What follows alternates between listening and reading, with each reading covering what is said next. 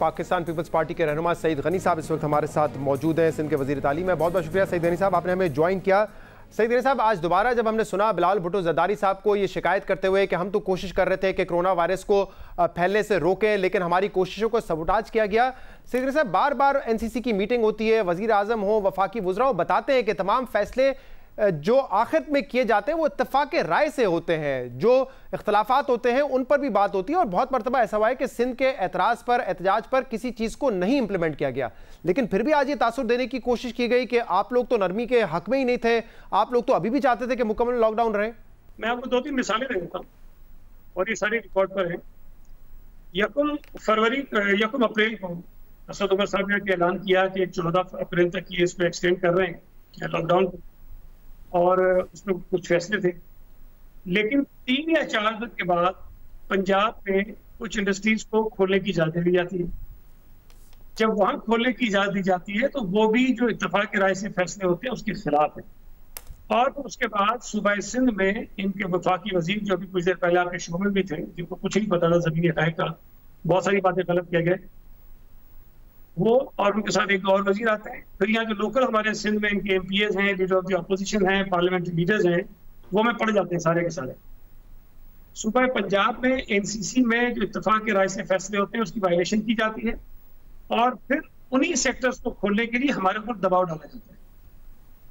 मैं आपको अभी रिसेंटली एक एग्जाम्पल और देता हूँ। अभी 7 मई को NCC की मीटिंग होती है। उस मीटिंग में ये तय पाता है कि शॉपिंग मॉल्स बंद होंगे, सुपरमार्केट्स बंद होंगी, और ये हमारा नहीं फैसला था, ये NCOC की रिकमेंडेशंस थी, NCC ने उसको अप्रूव किया था। जब सुप्रीम कोर्ट के सामने केस जाता है और सुप्रीम कोर्ट ये पूछता है कि जनाब शॉपिंग प्लाजा बंद हैं, तो पंजाब के जो पता नहीं एडवोकेट जनरल थे कौन थे, वो खड़े होकर कहते हैं कि हम तो खोलने जा रहे हैं, हमारे यहाँ तो खुल गए। KP वाले कुछ कहते हैं, पंजाब बलूचिस्तान वाले कुछ कहते हैं कि हमारे हैं नहीं। तो चीफ जस्टिस साहब हमारे ऊपर, सिंध के ऊपर पूछते हैं कि जनाब ये तो कराची के लोगों से बड़ी अफजाती कर रहे हैं, आप शॉपिंग मॉल्स क्यों नहीं खोल रहे हैं? हाँ, हमारा फैसला नहीं था। ठीक है सही तरह से, लेकिन देखिए आप सिंध सूबे की हद तक तो कोई ऐसा फैसला कर सकते हैं जिस पर आप उनसे इख्तलाफ करते हो, वो शायद पंजाब में इंप्लीमेंट कर दें, खैबर पख्तूनख्वा में कर दें, आप तो कर सकते हैं ना वो अब तक इंप्लीमेंट। लेकिन बाय एंड लार्ज जो ये नरमी हो रही है इस वक्त, क्या आप मुकम्मल तौर पर इसके खिलाफ हैं? ये जबरदस्ती करवाया जा रहा है आपसे? जी शहजाद, 2 मिनट मुझे दे दें, मैं आपको बता देता हूँ। अभी जो आखिरी NCC की मीटिंग हुई है ना, वज़ीर आज़म साहब ने कहा कि हमें जो है वो टूरिज्म को खोल देना चाहिए। KPK के चीफ मिनिस्टर ने मुखालफत की, गिलगित के चीफ मिनिस्टर ने मुखालफत की, AJK के प्राइम मिनिस्टर ने मुखालफत की। जहाँ पे टूरिज्म ज्यादा होता है, जो लोग जाते हैं अपने यहाँ से घूमने फिरने जाते हैं, लेकिन वज़ीर आज़म शाम को आके बैठ के कहते हैं ये खोलना चाहिए और आप इसकी तैयारी करें। इससे पहले जो ट्रांसपोर्ट का मसला हुआ था, ट्रांसपोर्ट पर भी इत्तेफाक राय नहीं था और ट्रांसपोर्ट को बंद रखने का फैसला था। लेकिन पंजाब का मौक़िफ़ एक दिन चेंज करवाया गया। NCC का फैसला था बंद रहेगा और पंजाब में ट्रांसपोर्ट को खुलवा दिया गया। NCC के फैसले जब होते हैं, फिर उसके बाद सूबे को कहते हैं आपकी मर्जी जो कर लो भाई। अगर हम अपनी मर्जी के वज़ीर आज़म AJK, चले KP में उनकी हुकूमत है, AJK गिलगित बल्तिस्तान में तो अपनी मंशा नहीं कर सकते ना। वो उन्होंने कहा आप SOPs बनाएगा, उनको नहीं खोला होगा, वो नहीं खोलेंगे। मिसाल के तौर पर आप वैसे तो कहते हैं कि सुप्रीम कोर्ट कह रहा है कि सब सूबे एक जैसा फैसला करें, लेकिन पंजाब ने पब्लिक सेक्टर खोल दिया, पब्लिक ट्रांसपोर्ट खोल दिया, आप लोगों ने नहीं खोली थी ना। मेरी सुनिए, मैं जो बात कहना चाह रहा हूँ वो देखिए, मैं ये कह रहा हूँ कि जो फैसला NCC में हो जाता है उस पर सबको चलना चाहिए ना, और जब तक अगली मीटिंग होती है तब तक इंतजार करना चाहिए।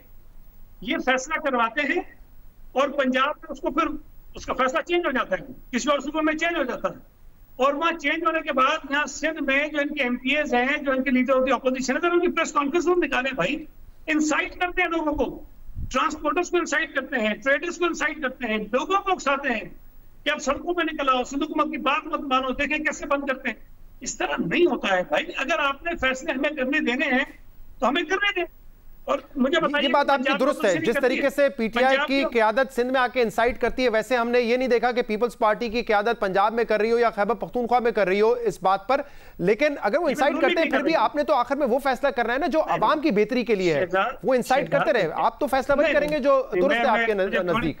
मेरी थोड़ी सी सुनिए, देखिए बात ये है, जो फैसले इस वक्त हुकूमत कर रही है या करने जाती है पहले में, वो सब फैसले हैं भाई, अनपॉपुलर डिसीजंस हैं। उसमें अगर हम एक फैसला करेंगे और 4 सियासी जमातें हमारे खिलाफ लोग इंसाइट करेंगी, वो हम इन्फोर्स नहीं करा सकते हैं। तो ये मैं समझता हूँ कि बहुत बड़ी ज्यादती होती रही है सिंध में, और जो चेयरमैन साहब ने कहा बिल्कुल ठीक है, प्राइम मिनिस्टर साहब ने इस इशू को खराब किया है, लेकिन सईद साहब देखिए कुछ सेक्टर्स पे तो इख्तिलाफ हो सकता है, जैसे पब्लिक ट्रांसपोर्ट पंजाब ने खोल दिया, आप लोगों ने देर से खोला, कुछ सेक्टर्स पे हो सकता है, लेकिन बाय एंड लार्ज तो आप भी इसी के हक में अब आ चुके हैं या नहीं आए कि हमें आहिस्ता आहिस्ता नरमी की तरफ जाना पड़ेगा और एसओपीज को इंप्लीमेंट करके चीजों को खोलना पड़ेगा। बाय एंड लार्ज आप इस फैसले के साथ हैं या आप अभी भी वही सोचते हैं कि एज ऑफ नाउ आज भी मुकम्मल लॉकडाउन होना चाहिए? आज की अगर आप बात करेंगे तो आज मुकम्मल लॉकडाउन करना किसी एक सूबाई हुकूमत के लिए बहुत मुश्किल काम है। ये प्रैक्टिकली तकरीबन नामुमकिनात में से है, और ऐसे हालात में जब हमारी जो अपोजिशन है वो इंतहाई गैर जिम्मेदारी का मुजाहरा कर रही हो, हम ये नहीं कर सकते हैं। जो चेयरमैन साहब ने कहा है कि तमाम सूबाई हुकूमतों को, वफाकी हुकूमत को यह आगाज होकर कौम को समझाना चाहिए कि भाई ये कोरोना है, इससे खतरा है, इससे बचने का ये रास्ता है। हम कहते हैं खतरनाक है, इनके आदमी कहते हैं जी वो तो थर्ड ग्रेड का जो है वो कोरोना है सिंध में, और पाकिस्तान में तो फर्क नहीं पड़ रहा। इसको कंक्लूड करूं सईद गनी साहब, इमरान खान साहब ने लॉकडाउन किया लेकिन मुसलसल लॉकडाउन के खिलाफ बात करते रहे। आप लोग अब सिंध में नरमी की तरफ जा रहे हैं लेकिन मुसलसल नरमी के खिलाफ बात करते रहे। मैं अगर या हमारी हुकूमत या चेयरमैन साहब बात कर रहे हैं तो उसके रीजन है मेरे भाई, भी आप खुद बता रहे हो। हॉस्पिटल्स में जितनी स्पेस अब अगर अवेलेबल है भी, अल्लाह माफ करे, हफ्ते 2 हफ्ते बाद ये भी नहीं होगी, और हम कितना उसमें इजाफा कर सकते हैं? दुनिया के बड़े बड़े ममालिक अपनी कैपेसिटी बढ़ा के इसका सामना नहीं कर सकेंगे। सही, ये बड़ा अहम नुकता है और मैं चाह रहा था सईद गनी साहब इस पे बात हो जाए। अब मुझे जरा बताइए कि यहाँ पर जो पेशेंट्स आ रहे हैं उसके लिए एक्सपो में आपने कहा था कि हमने 1000 से 1300 बेड्स पर जो है एक जगह बनाई है, कोविड पेशेंट्स के लिए आइसोलेशन सेंटर बनाया है। अगर अस्पताल ये भर रहे हैं कराची के, जिसमें पहले निजी अस्पताल थे अब सरकारी अस्पताल हैं, तो क्या हम ये नहीं कर सकते कि जो मेजॉरिटी पेशेंट्स हैं कोरोना के उनको वहां पे लेके जाए, उनका ट्रीटमेंट वहां हो, ताकि यहाँ दूसरे अस्पतालों में दूसरा इलाज भी हो सके और इस कैपेसिटी को यूज किया जा सके? मैं आपसे पहली बात तो वो जो वजीर साहब कह रहे थे एनडीए ने बनाया, एनडीए में नहीं बनाया, सिंध हुकूमत ने बनाया, पाकिस्तान आर्मी उस पर हमारी मदद कर रही है, चला वो रहे, बनाया सिंध हुकूमत, एनडीए में तो कोई रोल नहीं। और ये आइसोलेशन सेंटर है, आइसोलेशन सेंटर में आपके पास वेंटिलेटर्स नहीं होते, एचडीयू बेड्स नहीं होते हैं। वो लोग जो कोरोना के पेशेंट्स हैं लेकिन उनके घर में इतनी सहूलत नहीं है कि अपने आप को आइसोलेट कर सकें, उनको इन मराकज़ में रखा जाता है, और हम इसके अलावा भी बना रहे हैं।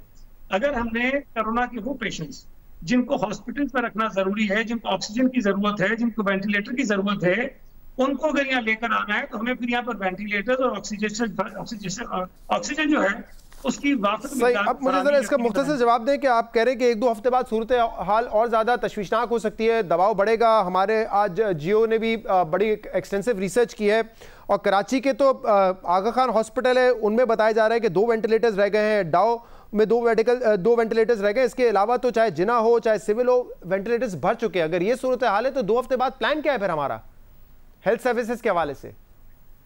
देखिए, यही वो सूरत हाल है जिस पर हम पिछले 3 महीनों से बात करते हुए आ रहे हैं कि इन हालात तक पहुंचने से पहले में कुछ इकदाम करने चाहिए थे ताकि ये वबा, ये वायरस इतना ना फैले। लेकिन बदकिस्मती से हमारे लिए शायद हमारी मईशत को बचाना बहुत ज्यादा जरूरी था, लोगों की जानों को बचाना सेकेंडरी चीज थी, तो वो एक डिसीजन हमने लिया।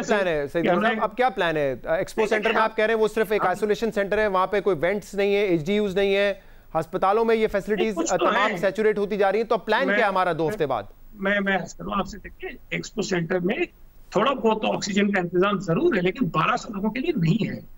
अब अगर हम ये इंतजाम कर भी दें शहजाद, अल्लाह माफ करे, ये भी ना काफी होंगे शायद, जिस तेजी से केसेस बढ़ते जा रहे हैं।